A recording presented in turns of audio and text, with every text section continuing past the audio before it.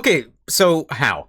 Those were the only 3 words in my script for a week before I actually got the challenge going. It's no secret that Legends ZA is weird under normal Nuzlocke rules, and while it may seem unideal to Nuzlocke, I remember thinking the same thing about Legends Arceus. I will be making some slight augmentations to the hardcore Nuzlocke rule set to match ZA's gameplay changes, and today I'm going to be exploring that throughout this playthrough. But first things first, we need to enter Lumiose and get robbed. And then choose our starter. Tepig was my choice on my casual playthrough, shout out Remy, so this time I'm choosing Hariko the Chikorita.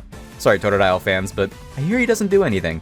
Our warm-up battles against the Thieves, ZA Royale participants, and Tawny are a sitch for a master real-time combatant like myself.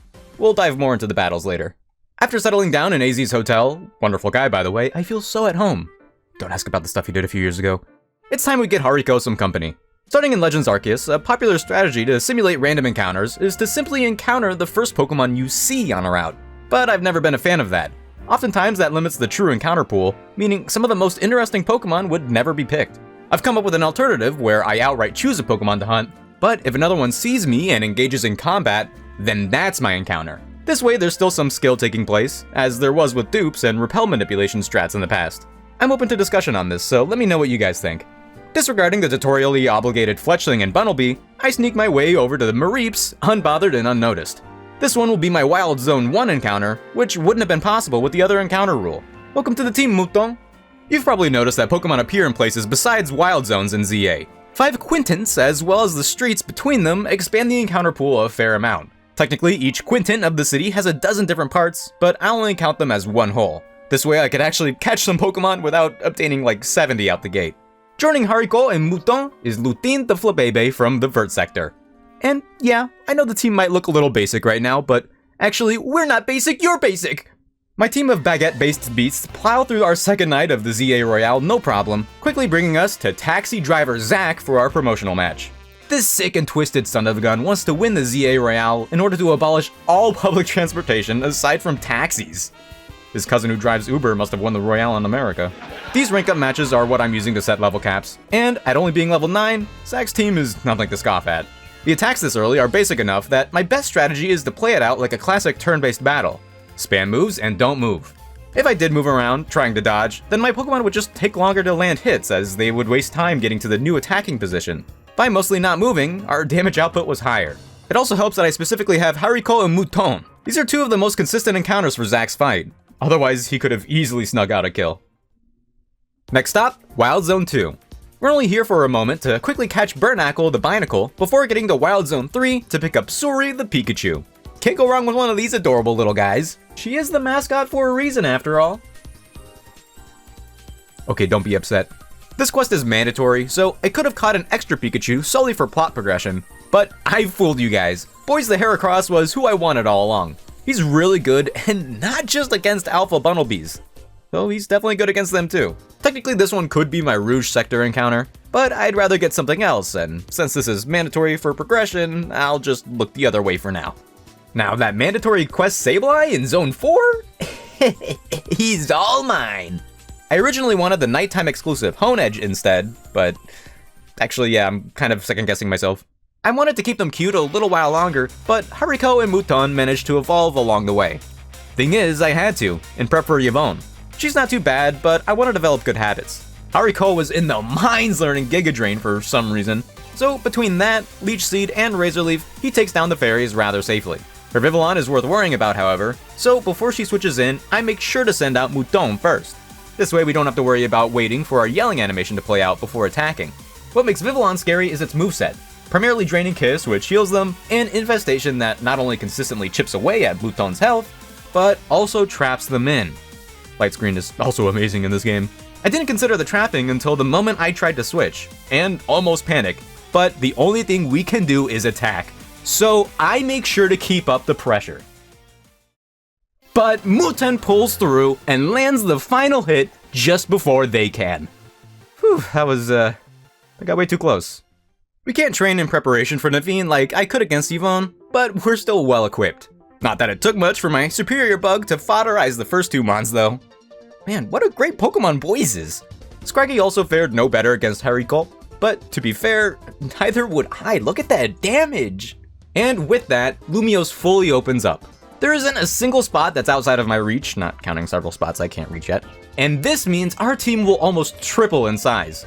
We've got a fletchling waiting on a Southern Boulevard light post, a Pidgey acting like a Mareep and doing the same thing on Vernal Avenue, an Eevee that somehow got on a roof in the blue sector, a Panseer who definitely had no idea what hit him in Autumnal Avenue, a Pampor in the adjacent Hibernal Avenue, a Magikarp unaware of his fate from the Sizen Canal, a Cleffa who kept jump checking me while I was trying to get a backstrike in John sector. I won, by the way. A Houndour from Wild Zone 6 that didn't stand a chance. And finally, after completing 3 super difficult parkour courses on my first try, a Froakie on North Boulevard. There are a few other Pokemon I could have caught, but I'm gonna save them for later. I might regret that though because most of these natures suck. And with a really cool and well-edited transition, whoa, they're all leveled and evolved? How did I do that? Well, it's a little something in the business we like to call 2 hours of grinding.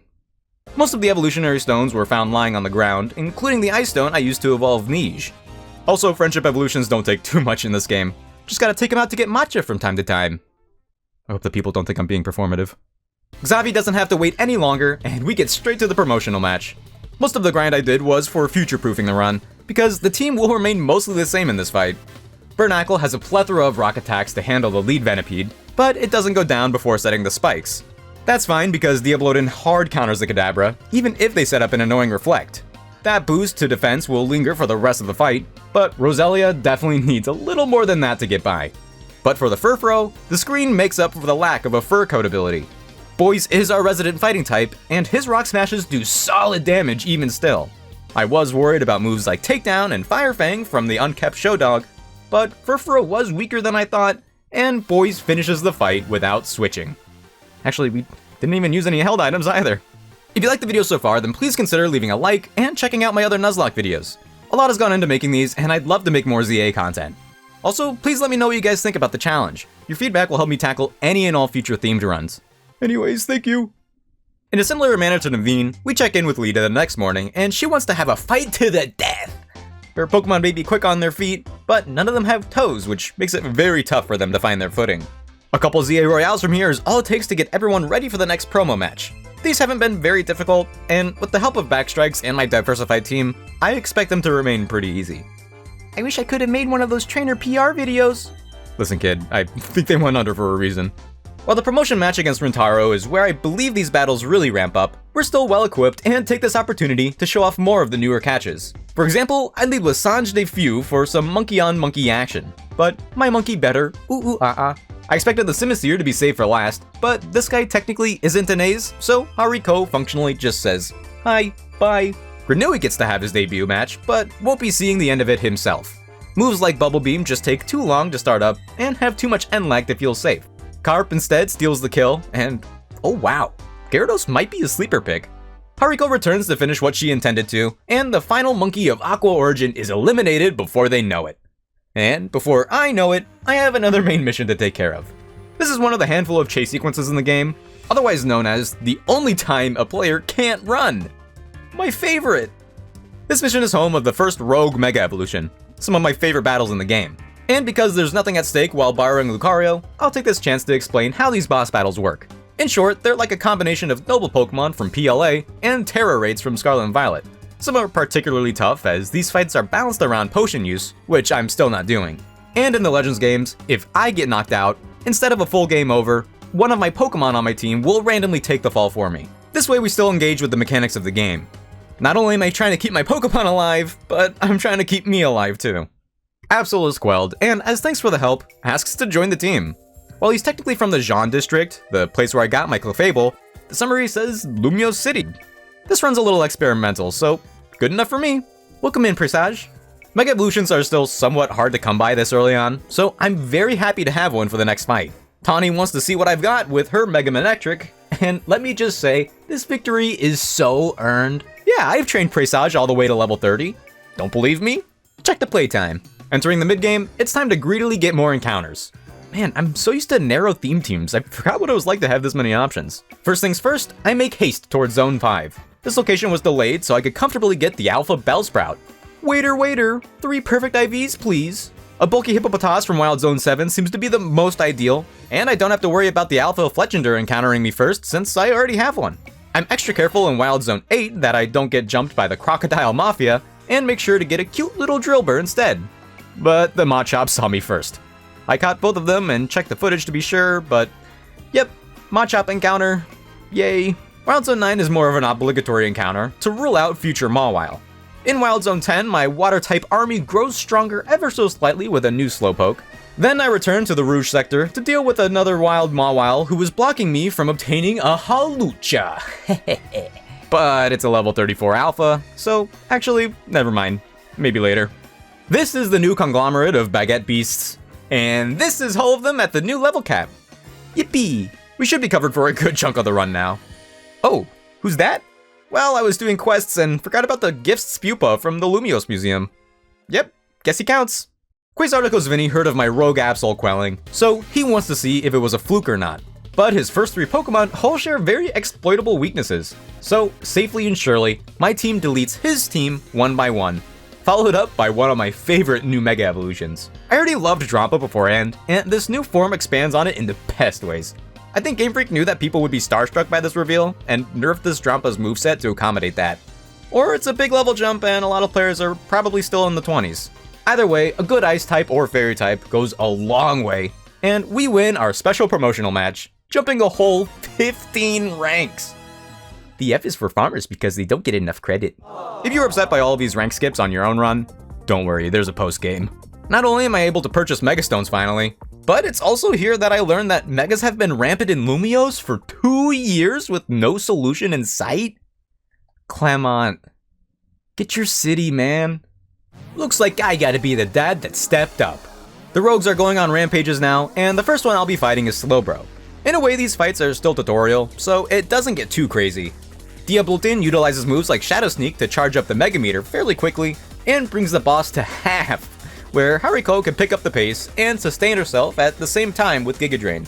Camerupt plays mostly the same, and this time I use Rouge Gorge to utilize her fast combat speed to build up the Megameter.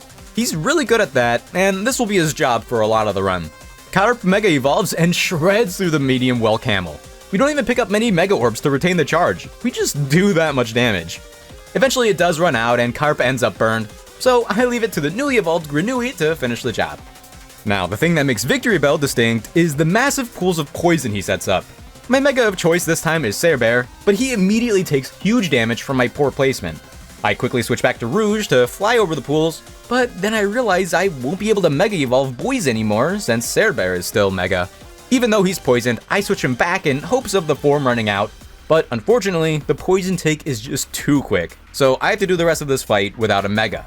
I begin cycling through my Pokemon, starting with Neige, hoping that our plus moves will be enough. Things were going surprisingly well, but once again, it didn't take much for those puddles to rack up massive damage. Even Pidgeon couldn't hover high enough to avoid them. Victory Bell was shredding my team apart, and I thought I would be losing someone until I realized something.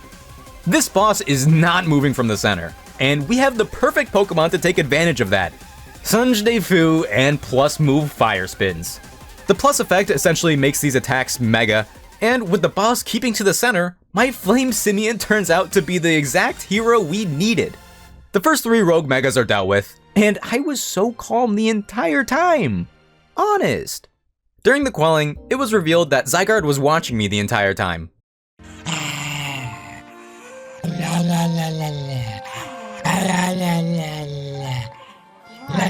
Oh yeah, I forgot, weren't we chasing him before? This time, it's him who chased me, but he doesn't do much more than that. We have a battle, and most of the time he just stares at Etoile with the occasional haze or bite. Man, bulky fairies are way too good. Afterwards, he rewards me with a rock, which is honestly very sweet. Hehe. I feel like I'm supposed to tell somebody about this. Back on track with ranking up, our next opponent is Kanari, and this little arc is where Naveen comes out of his shell. And you really grew on me, but sorry buddy. You aren't absolved of my wrath. If I gotta beat the Kanari info out of you, then so be it. Learned that one in France. We proceed to enter a secret quiz contest that only the most dedicated of Kanari fans can enter. I'm a tier 3, you couldn't tell? After successfully answering every question, I have to answer to the original Quiz Wiz himself, also known as Manny, the best character in the game. Unfortunately for him, his Pokemon aren't nearly as well built as he is, and I become the new reigning Quiz Wiz. But our tests don't end there, as I have to get past the world's most supporting grandfather. I don't know if I can find it in me to kill him. He's not the true boss of the level split, so no one was leveled to the cap just yet. And I gotta say, I felt it. Immediately, his Hippowdon racks up some nasty damage, which might have been my fault for keeping Hariko within the stealth rocks too long. But either way, I run away to buy time and charge up our Giga Drain again. I knew Diggersby would be next, so Niche preemptively enters and primes a crazy Ice Beam that just misses the kill. But it does enough that Ice Shard can clean up. Last but most is the impending Mega Evolving Excadrill, so I decide to impede Racine, my only alpha. Gotta say, I never expected Victory Bell to be this large. We need to land one last hit to charge the Mega thanks to my previous use of a plus move, and Excadrill takes this time to set up Swords Dance. Once we finally Mega Evolve, they prime a Dig, which lets them dodge Giga Drain and do over half to Racine. The line is heavily compromised now, so I switch to Hippopotame to recover footing. Santum was meant to be more threatening, but Excadrill just walks out of it. Man, he's good. And what's worse is that he sets up Swords Dance again and uses Dig after we do. Boys can't Mega Evolve while Racine still is, but I thought I'd at least be cool and use Detect, but it activates way earlier than I thought. And Boys is also brought to the yellow before I finally land a Brick Break. I need to capitalize, so I sent out Lupine to eat a resistant X-Scissor, and frantically heal some of the damage back with Giga Drain. Then I miss out on switching in time, and Lupine ends up receiving the boosted Dig with only 5 HP left to tell a tale. We're fine, we're living, I just need one more big hit, and it's all up to Niche. However, no matter how far away I get, they always catch up and land the super effective Rock Slide while Niche is still finishing his battle cry. Oh no. Excadrill's Mega finally wears off, providing Hippopotame the opportunity to finally knock them out. Maybe this is like Dark Souls. Man, Niche didn't deserve that. But that was a super tough position to be in. I don't think a couple extra levels would have saved that. My game sense was just not keeping up with Dig. Rest in peace, Niche. I had a lot of fun battling with you. Your grandpa sucks. Your acoustics suck too. Also, I hate farmers! Having leveled up, I feel way more confident when the time comes to fight Kanari. Maybe it was because of this run's first death, but I was locked in for this fight. Bois, I think that's actually how you pronounce it, I don't know, immediately one-shots her Helioptile. Her Ampharos isn't bad, but the healing prowess of Lutin could not be matched. Stunfisk honestly gives most of my Pokemon problems, but Hariko is an exception as a grass type. And finally, her Mega Electros can only hit Hippopotame with Crunch and Eerie Impulse, so she quickly accepts her fate and remains in the Sand Tomb before getting finished off by Dig. Sorry about what I said about farmers. I'd like to feel good about that, but I'm still recovering from the loss of Neige. There are still several more battles that will at least match the difficulty of Tarragon, so I can't afford any more mistakes like that. But by the way, I see everyone calling this girl Canary, and I'm pretty sure it is Canary, right? Am I crazy? Like, there's a whole bit where Tawny keeps saying her name wrong, and sometimes it sounds like Canary. Man, we need voice acting. From here on, every Rogue Mega has a thing. The thing with Beedrill is that it gives birth. I'm not kidding. Fortunately, Bernacle has finally evolved and does a great job at wearing this Queen Bee down. Her newfound mobility allows Screech and her many rock moves to do great damage even without the plus effect. But the real hero here is Bois. After Mega Evolving himself, I'm not gonna lie, I kinda went on autopilot. Even the rapidly birthed babies were gone so fast I felt like I imagined the whole thing. Mega Bois ended the fight before I knew it. Halucha's thing is that he's a cool guy. For the most part, he pretty much just showboats, which is great for me. The only time there's an issue is when he starts charging his ult. You're supposed to hit him with plus moves to knock him out, which are pretty potent when a Pokemon is already Mega Evolved. But coincidentally, he began charging when Pidgeon's Mega ended. Nice. He does some significant damage, but Pidgeon is able to get back out there and finish him off no problem. Because of the showboating. Baynette's thing is that it terrifies me. It always uses Double Team, and the clones in this fight can actually attack. The first time I played this, I thought it was better to knock out the clones. It gets rid of the extra attacks and makes it easier to focus, right? Well, in my experience, by the time they'd be knocked out, Baynette would already be getting ready to use Shadow Claw on me and spawn more clones. The real key here is to aim for the one without a mini health bar on its head and start wailing ASAP. At least for my playstyle. My Mega of choice was once again Pidgeon, who's immune to every single attack this Baynette happens to have. However, the Mega runs out, and we end up with pretty lackluster damage, and I'm not sure I could hold out another 2 or 3 rounds. Instead, once I charge up the Mega meter again, I bring out Presage. And great googly moogly, look at all that damage! I know I used Swords Dance, but wow! Bayonet can't even begin phase 2 until it's in the red. And of course by then, it's too late. I know I've been giving these fights a lot of time, and the video's running pretty long, but I can't help it. Narrating these battles is so fun. The second major rank up arc has begun, and this time my opponent is Ivor. However, he's so buff that he breaks his phone every time he gets one, so he needs his sisters, who happens to be missing. In the process of finding her, I partake in a couple battles. Shocker, shocker. And one of them is a rematch against Kanari. Yeah, I doxed her. I had to, officer. Her team is pretty much the same, but the movesets changed a little, making Electros quite a bit scarier. Giga Drain and Fire Punch cover a lot with Discharge, but Racine squeezes out a win. That brings us to a fountain by the sewers. In order to get down there, where we believe Ivor's sister to be, we need Ivor to annihilate the water fountain with... Oh, wait, no. I need to freeze the water fountain with Ice Beam? I had someone with Ice Beam once. Well, fortunately I have a backup, but it just isn't the same. The sewer water drains, which I still don't really understand, but in the sewers, I immediately get spotted by a wild Noibat. I would have rather encountered a Scraggy or Skrelp, but it's fine, it's okay. A little further beyond, we stumble upon a locked door that even a Klefki isn't able to help with. So we need Ivor to annihilate the door with a Justice Punch. Let's go! I'm not gonna change the rules this far in, but there are a lot of cool encounters down here. It seems actually impossible to get any of them other than Noibat with my rules, and even if I could sneak by, everything else is aggressive too. If you could think of a workaround, let me know. Ooh, and another Justice Punch, let's go! Oh, Eureka! The wall is an illusion. We walk through the fake and soon find Ivor's sister Gwyn. Of course she wants to battle, did you forget what game I was playing? Fortunately, I have a great set of Pokemon to counter her with. Bernacle outdamages the Bayonet, Rouge Gorge gouges the Gorgeist, and man oh man, I really feel like nothing can stop Presage when he megas. Though it's weird that Chandelure never even went for Flamethrower.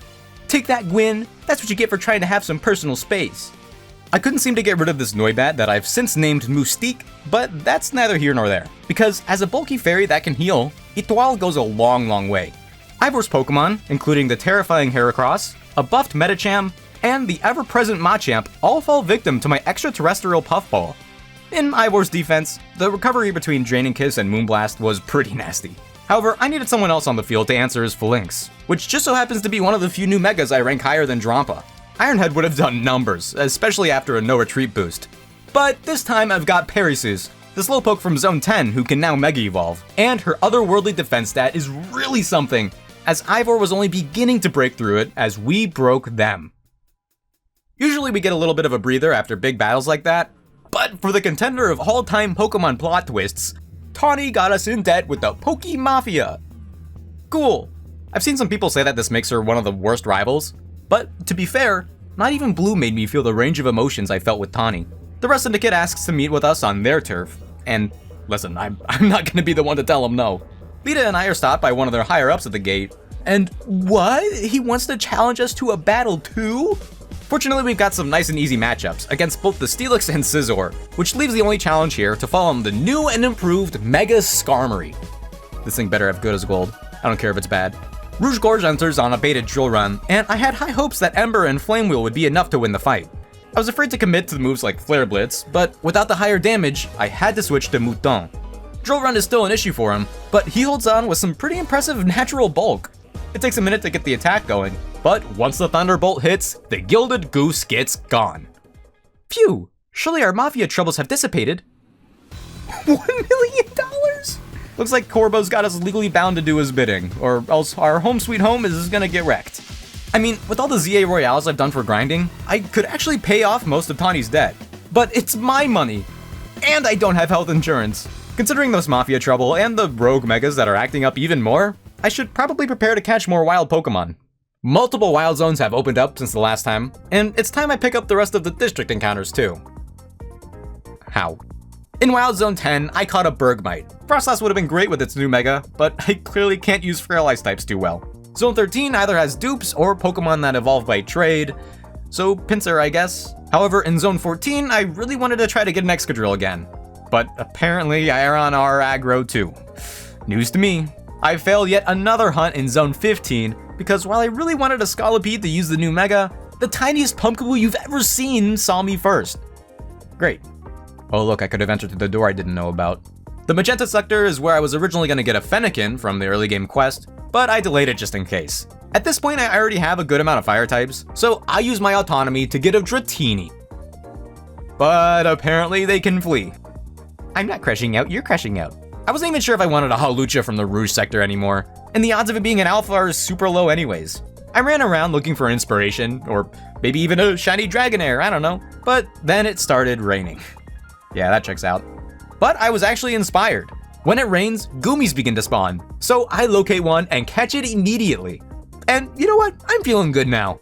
The research lab houses a few possible encounters, and while I thought about getting a Kanto starter or even Aerodactyl, Tyron is just so cool.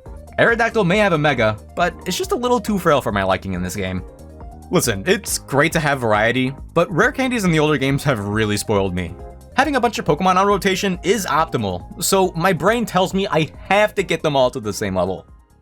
This takes a lot of time on official hardware. Because Corbo has yet to call on us for any legally binding Mafia service, we carry on and pacify more rogues. The cool thing about this patch is that each of them provide a usable Megastone. Going in my team's encounter order starts us off at Ampharos. I can't help but feel bad, as I see a little bit of Mouton in him. But if you checked out the team comp, it's pretty obvious that I had it in the bag. The fight was just really easy. Next in line would be Mega Barbaracle. I'm telling you, with the way this thing looks and moves, I felt like I was playing a horror game. Body horror, specifically. Leading with the Draining Kiss Etoile makes the first part of this fight fairly straightforward, but I'm quickly reminded that this thing also has the otherworldly ability of projectile birthing. Weird that I have 2 nickels now. But even worse than that, Mega Barbaracle can use a Kamehameha if I let it charge enough. The first time it tried, I fortunately had Racine out and Mega to cancel it. And good heavens, Racine is about the size of a rogue, what the? But during the second attempt, it was just Etoile, and she can't even use plus Moonblasts yet. Between her only plus moves in Draining Kiss and Disarming Voice, I didn't think we had the damage output to break them. But we did! Clefable is just good in every game, huh? Last in this split is Mawile, and this time I'm a little nerfed in that none of my healers could partake due to the type matchup. Also, I couldn't get rid of this move's thief. Fire types are some of the only good Pokemon in this fight, and luckily for me, I have 3. Rouge Gorge does his thing and dices up Mawile to make an opening for Cerebear to Mega Evolve himself. He does fantastic damage, and would probably be even able to win this fight in one cycle if it weren't for Mawile's Bullet Hell segment.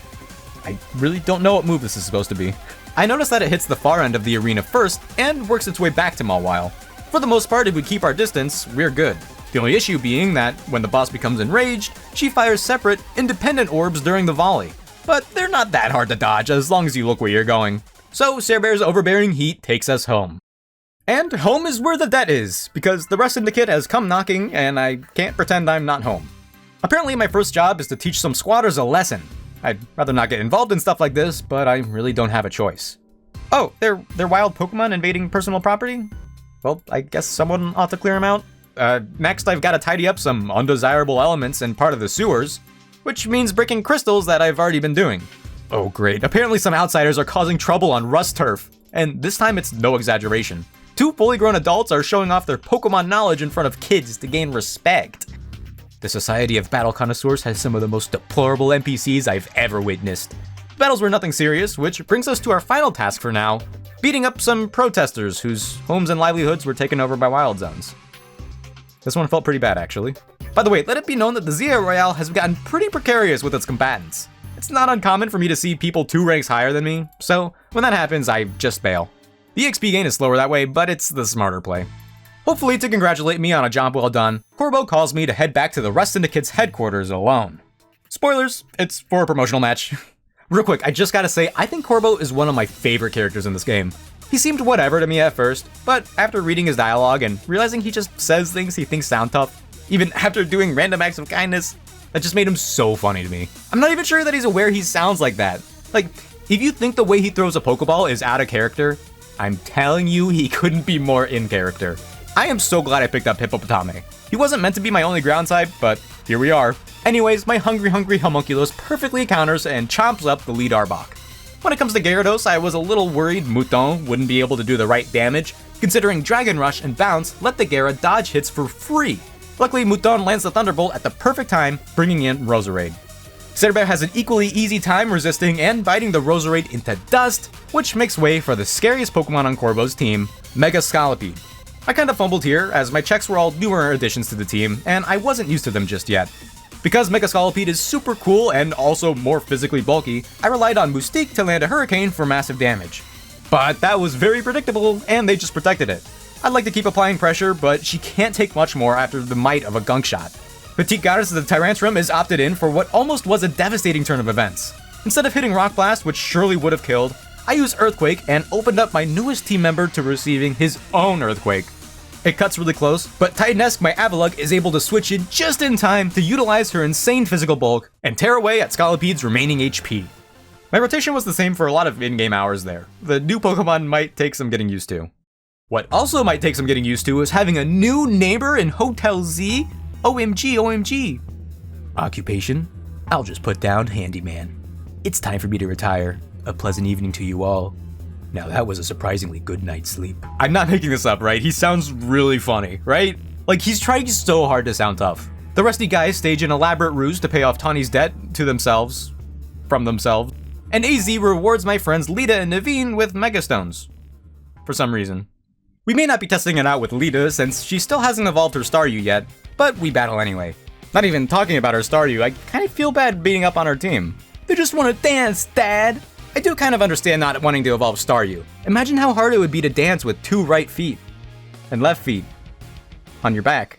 Focusing on Naveen, I threw a little bit by not equipping Aerial Ace on Bois. So, by the time his Ariados goes down, Bois has a rough time dealing with Sableye. Etwall finishes the job, but tags out for the Crocodile as it has Iron Tail. Carp is able to simply win the type matchup no problem. What a sleeper pick! And then when Naveen Mega Evolves Scrafty for the first time, top tier Mega by the way, we're able to get some bonus cheeky damage because Gyarados has Bounce now, and it's just so broken. Etwall returns to play extra careful around Scrafty's own Iron Tail, and we may fumble the dodge, but we managed to sneak the kill with Draining Kiss regardless. We definitely got hit at the end, and I'm not sure if the healing saved us or not. Nothing like a dozen celebratory croissants with my buddies. I'm pretty sure a woman is supposed to be there. Okay, I guess she's just not in this scene. Recently fired worker aside, I get approached by Laban on behalf of the Battle Connoisseur guys, and I could already tell they are way worse than the Mafia. Laban requests our presence at Hotel Richisime for the SBC's next meeting, and apparently this turned into a fashion intervention because I'm the only one who's forced to change clothes. Pretty soon I find myself with Tawny in the hotel's battle hall, reconnecting with all of my favorite named characters. Lumios's richest resident, Jacinth, makes her entrance and reveals that she's gathered all of us here for a tournament? Alright, that sounds really fun actually. But in classic tournament arc style, this one gets interrupted. Except it's at the beginning and Tawny drags me out of there. Oh, come on, Tawny. Listen, after the debt you put us in, I think you should back off a little bit. To be fair, the city is in danger or whatever, I guess. More rogue megas are on the loose, and to combat them, I'm gonna be picking up some more encounters. Call me a billionaire because enough just isn't enough. Oh, speaking of. Oh, come on, Tawny, all of our friends are having a banquet without us? Man, this game sucks. This won't take long as only a couple areas opened up, but in Wild Zone 16, I capture a Phalanx. At Wild Zone 17, I make sure to wait until night when all the lions are sleeping to get a Skarmory. But I couldn't land any Pokeballs, and a Lampent aggroed on me right when I was about to attack. So I got Lampent instead. And finally, I returned to the disregarded Wild Zone 11 to do a quest and acquire Galarian Stunfisk. I have to make up for Excadrill somehow. I can't be too upset at my rotation, but I'm pretty sure half of these guys aren't usable anymore. This group of rogues is really cool because the fights really play on positioning and interacting with the environment. In Frostlass's case, that means dodging massive icicles the size of 2 ice cream trucks, then using them as cover from blizzards straight from the Ice Age. I like this is cool. This fight was honestly really fun, but I didn't get to enjoy it for too long because Bernacle Mega Evolved and used Screech, which ends this battle within the quickest time yet. Fun fact, on my way to the next boss, I ran through a crowd of Fletchling and heard the shiny sound. I wasn't recording. As far as I'm aware, it's never coming back. Venusaur isn't as scary in this game without the Thick Fat ability, and especially once you figure out his gimmicks surrounding his thorns that give him mid-battle buffs. Kinda crazy they made Bulbasaur and Dreyer's wait this long for the Mecha Stone. Though it's worth mentioning that this thing is moving like he's got Chlorophyll activated. I know he's a frog, but still. Also, I'm calling it now. They were gonna give Talonflame a Mega Evolution and opted out because it's already so good in this game. Cerebear is my Mega in this fight, and he not only does great damage, but he also does his part in taking out the Brambles. Yeah, I might have taken a point-blank Solar Beam, but the real problem arose when my Sheol Savior got poisoned by his Sludge Wave. I have to think on my feet with Sange de Fu, and ultimately rely on Mystique to finish the job with her plus flying moves. Without a Mega Evolution available, this fight got way more stressful, but we do make it there in the end. With or without a shiny. Altaria is last, and she's an oddly campy boss. She takes advantage of her wings and stays in the air for most of the fight, and like, go off queen, I guess. But that means we have to be very particular when trying to land attacks. Or that's what I thought. Altaria's biggest attack is a massive twister that shoots out volleys of smaller twisters. For someone like Luthien, that just means she gets itchy sometimes. I mean, apparently she can even fly to land draining kisses, so yeah, it wasn't too bad. Now, quelling rampaging wild animals is all fine and good, but it wasn't good enough for Jacinth, because Tawny decided that we should miss out on a tournament, and banquet and fun. Hotel Z is getting raided by the SBC. Tawny actually gave us the okay to return now that we did our jobs, but it's too late, so I have to fend off a couple grunts before taking on Laban. And this fight is not easy. Her team's power level skyrockets past most of the previous bosses we fought. If we don't end it quickly, then she'll surely end me. That's why I'm leading with Luthien. We take big damage from Noivern and Superfang, but otherwise it's just a heinous matchup for them. Garchomp switches in next and capitalizes on my pivot to Carp by using Swords Dance. We land a quad-affected Ice Fang, but Dragon Claw does over half already. Any other hit could be deadly for Carp, but Dragon Rush helps him narrowly dodge their attack and pick up the kill. Tyrantrum also has a monstrous attack stat, which is why Army can debut and take advantage of her rock typing. With a quick Brick Break and a close combat, Tyrantrum goes down. I was sure to save close combat for last, because now we don't have to worry about the defense debuff. While I'm undoubtedly switching for her Mega Dragalge, Gomu the Gudra might seem like a weird pick. Well, it turns out that type weakening berries are great in this game, because once Dragalge uses her one and only dragon attack, weakened by the Haban Berry, Gomu can freely take advantage of that recharge time and land Dragon Pulse, Ice Beam, and a plus Breaking Swipe. To be honest, I was really worried about this fight. One wrong slip up and Laban could have easily capitalized. It hasn't been a thing yet, but if I do lose a Pokemon halfway through a match, the opponent can attack a little easier than I can due to my Pokemon's yell animation, making reverse sweeps a huge problem. You know how when an enemy sends out a Pokemon and I wait a second to watch them yell? Yeah, the NPCs don't wait. Regardless, we got through it, and it's time we finally enter the tournament. Wait, and Jacinth is my next ZA opponent? What are the odds? My upcoming tournament rematches actually remain mostly identical to the first fights. I guess it's still too early for any of them to actually expand their teams, and with how fast-paced the game is, I could still play around the expanded coverage pretty well. Kunari, for example, is dealt with in the same way with the same cadence as the first time, except now I'm utilizing Gomo to take down her increasingly able Electros. I'm not sure anyone else could have soloed it at this point, honestly. Ivor, on the other hand, was taking down exactly the same as before. Only this time, Parasus manages to one-shot the Phalanx. Dang, maybe I should use her more. Corbo is a similar story, except this time Mystique almost gets her lick back. Unfortunately, even though we finesse his Protect usage with the Quick Claw, Air Slash and Hurricane just aren't enough, meaning Petite Gars takes him out after all. Hey, someone got their lick. Last but not least is Jacinth, who I have not fought yet. Oh, hey, buddy! You got another rock for me? I love this game. Well, I hate to underestimate the game's namesake, but even at 50%, this NB can't hold a candle to a regenerating fairy. Funny how that works. Aren't you supposed to keep Xerneas in check? Whatever, on to more pressing matters. Our battle with Jacinth is underway, and yes, I'm using Galarian Stunfisk. And honestly, you should too. Not only is Piège able to absorb any and all damage from Carbink, but he also tears through its defenses. Notice how we're even able to avoid all the stealth rocks? And while she does have Fire Fang, Mawile fares no better at all. Yep, game-winning Mon right here, everybody. I will say I got cold feet when the Gardevoir appeared, expecting a mystical fire. But honestly, I need to get used to the fact that the enemy AI loves to set up on an entrance.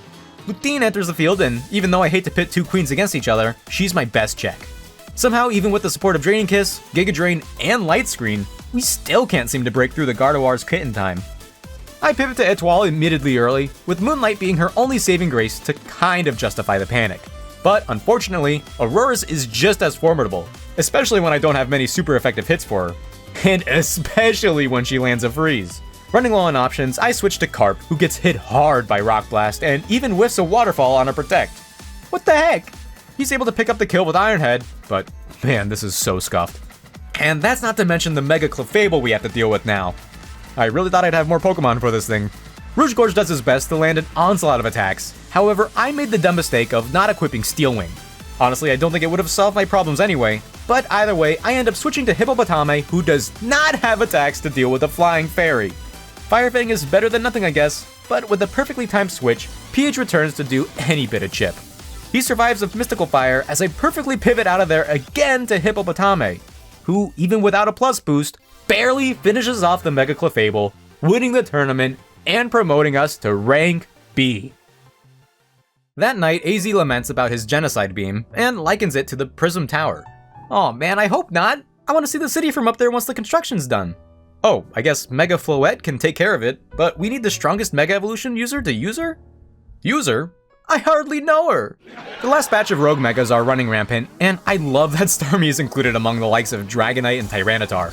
I will be starting with Tyranitar though, as I feel best equipped for him. I should also mention that grinding for them isn't as time consuming now that I realized I could just buy XP candy. Awesome.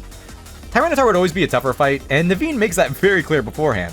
Regardless, I couldn't help but have confidence in my team, but nature, finds a way. Hariko is my saving grace, all things considered.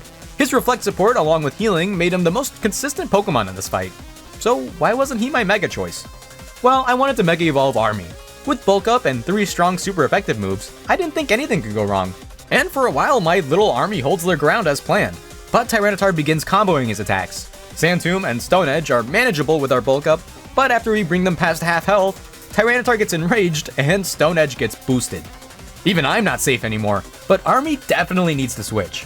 Law haphazardly tags in, functionally only taking free damage, and while I try to drain the Mega Meter on Army, I recall them just barely too early. The Mega is still active. Racine can heal with Giga Drain and Leech Life, but it isn't enough to keep up with the damage from the Sand Tomb armor. Bernacle didn't fare much better either, unfortunately. But have no fear, Piège is here. With Screech and his plethora of super effective stab moves, it still isn't enough. Man, talk about a bad tag matchup, am I right guys? Well, attempts to return, but tags in on a Rock Slide of course, so it's up to none other than Hariko to save the day with a plus Giga Drain. Okay, yeah, I overcomplicated that, but I really wanted to use Mega Flinks. Dragonite is definitely going to be a run-under for a lot of people. I know better than to underestimate the original dragon, and Game Freak committed to that idea by giving this Dragonite just about every weather element to use at his disposal. And efficiently too. I'm going the bulk route in this fight and relying mostly entirely on my 2 most prominent fairies, Luthine and Etoile. They both have Light Screen and a fully dedicated healing move to help shrug off every attack that isn't Dragon type. And with Dragonite, there's a lot of them. It gets so chaotic that I find myself getting hit and brought to the red many times even by the normal attacks. Etoile's on damaging duty thanks to the access to her new Mega form, but I'm sure to switch back to Luthine on the Heavy Hurricane and Thunder Barrages so that Mega energy doesn't run out. Luthine is so good in this role that she can even recover from taking the full storm head on. Other than me getting caught up in the attack, this cycle works out great. What it comes down to is how we handle Hyper Beam. In Phase 2, Dragonite continues to charge even after his Dragon Storm attack. If we let him, then he'll use Hyper Beam that can one-shot anything and even follow up with a Dragon Rush to take me out. I keep Etoile in even with only having 2 attacking moves, and she manages to break the charge. Dragonite fires off what little Hyper Beams he can, but Luthine takes them like a champ, and Etoile uses her reclaimed otherworldly might to demolish the Rogue Mega from there. I just want to say I love these fights, and I'm so excited for the DLC whenever it comes out. Dragonite is probably my favorite rogue boss. Though I suppose that's only counting the gameplay of the fight, and not the comedy. Because after a very doable rematch against Philippe, I take on the funniest rogue boss of the game, Mega Starmie. I love everything about this design and fight. Like, sure, a comet-based form with a Stardust Trail or something would be really cool, but the subversion of expectations from Starmie growing long legs and becoming an alien kickboxer is hilarious. While it's fast, Granui could keep up and apply pretty significant pressure between plus Night Slash and Shadow Sneak. I honestly think he could have done the whole fight on his own with a Mega Stone, if I had one. But the charge attacks rack up plenty of damage, and I switched to Mouton to Mega Evolve for the first time, I think. Normally, keeping up with Starmie is the tough part, but Mouton's Thunderbolts and Thunders can snipe them from a mile away, pretty much trivializing this fight. Woohoo! We're in the home stretch now, and wait! Giovanni is the final Royale battle? Wait, okay, so maybe not. This character goes by the name of Grisham, and I guess in order to get the dangerous information on his whereabouts, I need to battle Emma. I feel like there was something I was supposed to tell her. I may be B rank, but my team of A rank Pokemon makes rather quick work of her team. Man, ground types are good. Even her Mega Malamar, who may or may not still be harboring terroristic ideals, it's unclear, can't handle Moustique's Gatling of attacks. The 4 times effective Leech Life surely helped though. Our investigation brings us to Mabel, who definitely doesn't like advertising her history with Team Flare. And from there we head to the Nouveau Cafe to meet... Wait! These guys work for the new Team Flare? No freaking way, if only there were signs. Grisam is amicable and open to discussing their plans of past and present, but Griselle isn't so willing to talk. Instead, she wants to battle and turn me away, and her team is fully capable of that. She also runs a Talonflame, proving she's cultured if nothing else, but sadly has a glaring weakness to rock, that Petit Gare is fully capable of exploiting. When Camerupt comes in, I enact the chump check strategy to bait an Earthquake and get Grenouille in for free. They protect our Water Shuriken perfectly, but our moves have a short charging time, so unfortunately, their tech was useless. Aerodactyl, on the other hand, actually dices me up a little. I attempt to chump check them as well, but Stone Edge lingers long enough that Mouton doesn't tag in for free. On top of that, their Thunderfang flinches my Lighthouse Lamb, opening him up to what should have been a deadly blow. Somehow he holds on and switches just in time to dodge the Lethal Crunch, making way for Cerebear to finish the job. While the Cerebear is now pre-damaged, the pseudo-legendary Metagross doesn't have great attacks to capitalize with. It also works out in our favor when we position ourselves just outside of Brutal Swing to land the finishing Dark Pulse.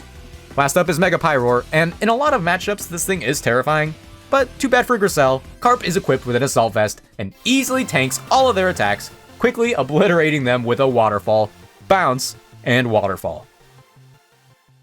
Where'd you get that coffee? Upon learning the true history of Team Flare, how it was originally about truly creating a more beautiful world, until Lysander went crazy with AZ's weapon and decided to cut his losses with humanity, I headed down to the Lysander Labs to see it for myself. This is a pretty fun little dungeon that I hope to see more of in Pokemon's future.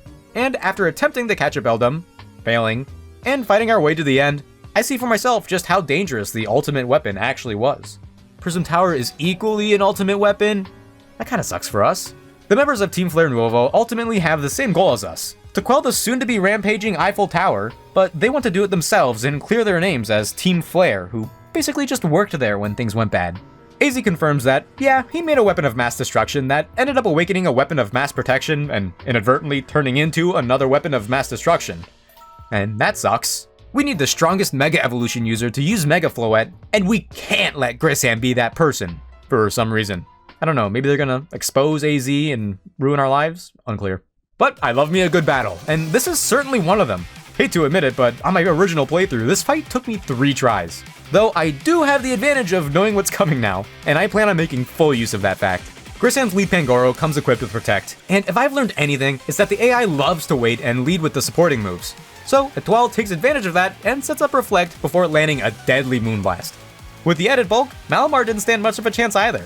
Of course, a Pyroar and Base Form couldn't compare to Carp, even though this one tanks his hits surprisingly well. We probably didn't need the bulk up, but Army gets a clean Oko on Tyranitar before Titanesque enters to deal with Salamence. I very impressively almost get a full Protect block before claiming yet another Oko with Icicle Crash, leaving me with only Charizard left. My first time around, I was actually dying at this reveal. It seemed like everything was getting set up for them to reveal Mega Charizard Z, a Fire Dark type or something, but nope, Charizard X. Bernacle is my check to this mon, mostly because they don't have any moves like Earthquake. While they protect our first attack, Bernacle has plenty of super effective moves, and we don't even have to waste time bulking up or Mega Evolving to cleanly defeat the ace. It looks like she's going anime crazy, but Tawny's actually excited to reveal she also made it to rank A. Team MZ all around feels pretty well equipped to deal with Ange, that's the name of the Prism Tower weapon, by the way. And AC says we can rest easy tonight.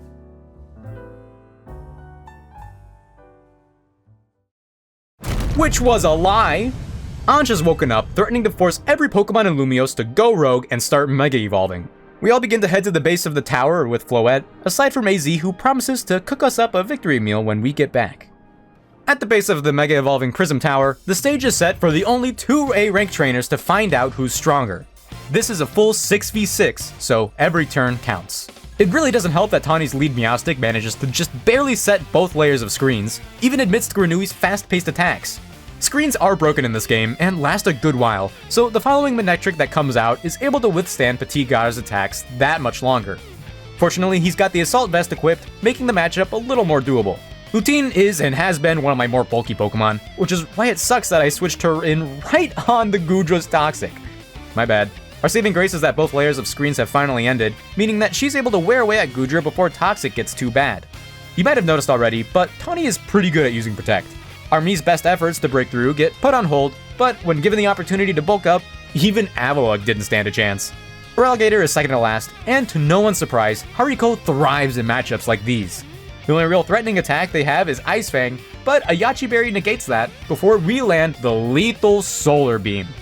And unfortunately for Tawny, while both Embor's offenses and defenses get massive buffs in her Mega form, Parasus just so happens to be the perfect counter. The Reflect from Hariko remains up as we hit him with the Zen Headbutt, Psychic 1-2, and the Pork's preeminence gets plundered. But even though we came out on top, Tawny requests to be the one who goes up to the tower with Floette. The city clearly means more to her as she's been here longer, and Floette's okay with it, so I have no problem. Her Mega Ring activates and Floette debuts her ultimate form. Honestly, in terms of story, I love this design. The way the flower looks like AZ's murder weapon, and is tied around Floette, resembling both an umbilical cord to represent eternal life, and like a noose and ball and chain to represent its curse, is a great direction in my opinion. Obviously, the spectacle is no mega phalanx or anything, but that's not what it's supposed to be. The two get to the top of the tower and begin to drain the excessive mega energy. Floette appears to have everything under control, and the purple light begins to disappear. But we were too late. Ange, the tower itself, begins using Floette's power, and before long, proceeds to Mega Evolve. Honestly, I'm glad I didn't go up there. There's literally nothing I would have done differently. Lita, Naveen, and I suddenly get jumped by a wild Mega Heracross and Gengar. It's already begun. I actually wasn't prepared for this fight, so both Petit Gaz and Army take massive damage while weakening specifically the Gengar. Fortunately, they're able to hold on long enough for Luthien to enter and finish the job with a way better type matchup for Heracross. Things got close, but that was only the start. The three of us try to figure out what to do and are met up by the other top trainers of the city. We all functionally have the same goals in mind, which is great because these last several mega battles could be the toughest in the game. Each of them are double and triple battles that cover the other's weaknesses almost perfectly, which is why I've brought out our special little presage out of what must have been a retirement, I guess. Sorry. I'd rather deal with these things as little as possible, and Presage has learned the insane move of Perish Song recently. Any Pokemon within range of this attack will be subjected to perishing within 30 in-game seconds. And against Pokemon that have boss-like defense buffs, this is insane. Ultimately, none of the wild Mega Pokemon even stood a chance against this strategy. The only problem was keeping Presage alive during the attack, but after that, we just needed to tank. Garchomp, Kangaskhan, and Pidgeot, Steelix and Blastoise, Salamence and Aggron, Gardevoir and Gallade, and even Alakazam, Metagross, and Aerodactyl. It was actually pretty crazy how well the strategy worked out. Even if Presage's Perish Song didn't reach all of the mons, even getting one of them down for free made things drastically easier. Where did they get that coffee? All that's left is Ange, and instead of my fellow ZA combatants, this time I have Zygarde to help at 100%. They take it upon themselves to hold off Ange Floette in the coolest spectacle in any Pokemon game yet. It could be a run-under if you get distracted looking up. Meanwhile, I'll be dealing with the Eternal Flowers on the ground, and cheekily hiding behind this rubble to avoid most attacks. Hariko and his fellow fairies are perfect here, with multiple ways to naturally recover while fighting these absolute damage sponges. And once we Mega Evolve, the sponges aren't very capable of taking many more hits. Zygarde's still holding strong, Hariko powers on and gets the final hit on the first set of flowers. Ange is in disarray, which means it's opened up to Zygarde's Land's Wrath that tears through that health bar. However, Ange takes this opportunity to fire off an equally terrifying Light of Ruin, one of many that Zygarde always manages to shield me from. In Phase 2, the Eternal Flower utilizes a few more tools, including some lingering ground attacks, comparable to Sand Tomb or Fire Spin. I see my life flash before my eyes as Hariko gets sent clean to the red and almost walks through one, but I get him out just in time. Now we're relying on Luthien, who can keep up with less attack prowess, but the power of flight, which is still so weird. I probably could have gone without the screens, I'm not 100% sure how this fight works. But regardless, after some shielding and a continuous cycle of healing and attacking, Luthien eventually pulls off another clean win over Phase 2. Zygarde this time uses 1,000 waves, and Ange is put on its final stand. The third and final phase is left to Etoile, whose damage output is pretty remarkable, and that's before Mega Evolving. It seems like this playstyle of regeneration is exclusive to Fairy and Grass types, but it's also pretty much required in the endgame if you're doing a Nuzlocke, I think. Etoile doesn't let up, however, her Mega does, right before getting hit point blank by a mini Light of Ruin. A Moonblast heals off most of the damage before the Hyper Rogue sneaks in a curve shot beyond the rubble. I really don't like being this low, so I take what I thought was an opportunity while they were recharging to hit a Draining Kiss. But sadly, these flowers are impossibly aggressive in Phase 3, and my little gift from the stars ends up running to her demise. Petite Garz takes her place and slings as many rocks from a distance as Pokemonly possible. The red flower goes down, but it isn't enough. The blue flower then begins to set a rancid toxic mist that catches Petite Garz. He's able to squeeze a little more damage, but we have to switch. Hippopotame tags in next, hoping to take advantage of the flower's lack of mobility with Sand Tomb. However, his time is cut short once again thanks to the toxic mist. It's Bois' turn, and he quickly reminds me that he's him, doing unparalleled damage even without any boosts. Unfortunately, all of his attacks require him to get close, so it's inevitable that he takes chip damage as well. Also because of the pot shots. Lutine could finish us herself, but does her best to support Bois with Wish so he could finish doing his part. Bois is carefully brought back to the green, and once again gets played. However, this time he's able to land his Swords Dance boosted plus Mega Horn. That they seemingly live with 1 HP. He can't afford to attack anymore, but with his range and rage, Petite Garz returns to snipe that last bit of health with Rock Blast. Anj is open, and Zygarde is done charging up. They're finally able to land the winning hit, Core Enforcer. Anj seemingly has nothing left, and the rampage ends.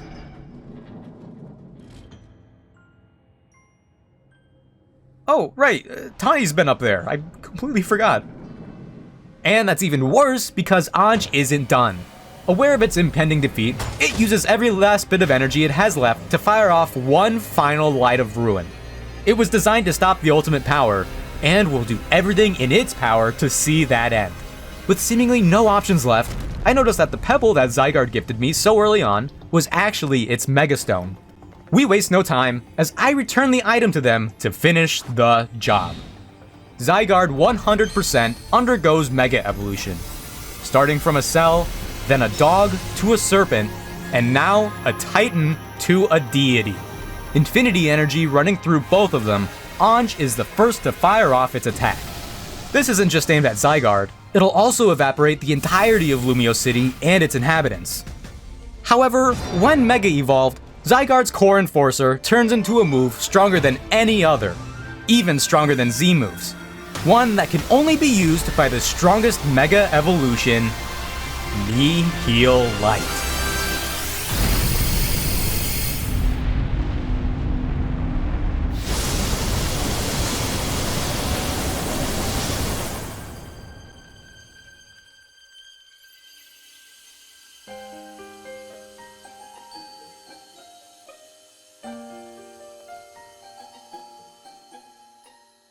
Tawny escaped amidst the explosion with Floette, both unharmed. From the top of Hotel Z, AZ gets to witness the end of Anj's wrath, as the biggest mistakes he's ever made have finally been resolved, and everyone's been saved. Well, almost everyone. But sadly, we wouldn't get to enjoy the meal he promised us. AZ had been hanging on to solve the issues brought by his ultimate weapons, and without that need any longer, he can finally rest. I love Pokemon Legends ZA. It's definitely still in the honeymoon phase, but between the real-time combat, fully realized characters, and the funny and engaging story, it really felt like the game I've been waiting for since I was a kid. That's not to say that the turn-based gameplay shouldn't return. I'm fully confident it will in Gen 10. But it felt so great playing this game. After having Nuzlocked it, I think I could say that overall, I think I like my rule set. There are about 35-ish total possible encounters, which might feel like a lot, but it's actually pretty common for a standard playthrough. If anything, I might propose the anime rule to boss battles, where, just like a gym battle in the show, you bring the same amount of Pokemon to a promotional match.